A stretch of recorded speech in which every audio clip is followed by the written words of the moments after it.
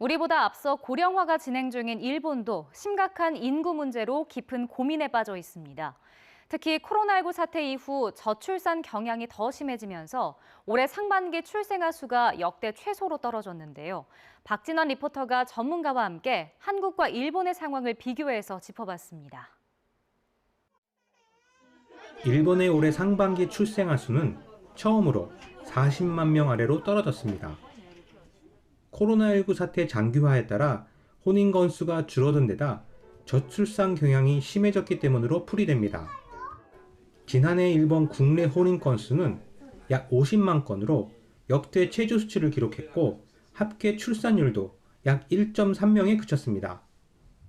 한국하고 일본의 경우는 미국이나 유럽에 비해서 결혼을 해서 자녀를 낳는 게 일반적이지 않습니까? 그러니까 결혼을 하지 않고 자녀를 낳는 비율이 굉장히 낮은데 이런 코로나를 위해서 만나지 못하고 또 혼인 건수가 감소한 사항이 전체적인 출산율을 낮추는 요인으로. 1990년대부터 일찍이 저출산 정책을 시행해온 일본. 아동수당과 무상보육 지원에 이어 내년 어린이 가정청 설립을 예고하는 등 대응책을 꾸준히 내놓고는 있지만 근본적인 문제 해결엔 한계가 있다는 지적이 나옵니다. 여기에 일본 사회에 만연한 성 역할에 대한 고정관념도 저출산 문제의 숙제로 꼽힙니다.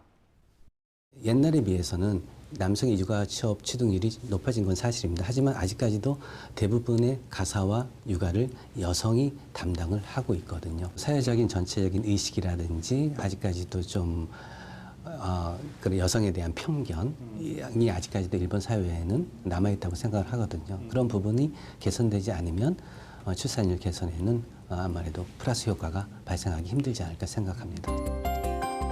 일본과 비슷하게 고령화와 저출산이라는 인구 문제에 놓인 한국의 경우는 어떨까?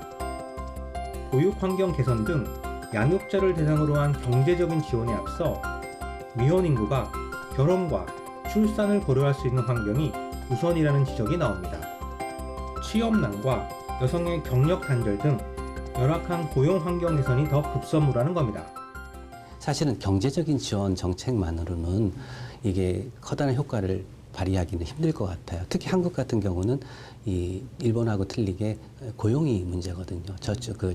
청년들의 그런 취업률이 굉장히 낮기 때문에 이런 부분이 경제적인 부담을 증가시켜서 결혼을 하지 못하게 하고 결혼을 못하고 그게 결과적으로는 저출산으로 영향이 이어진다고 보고 있습니다.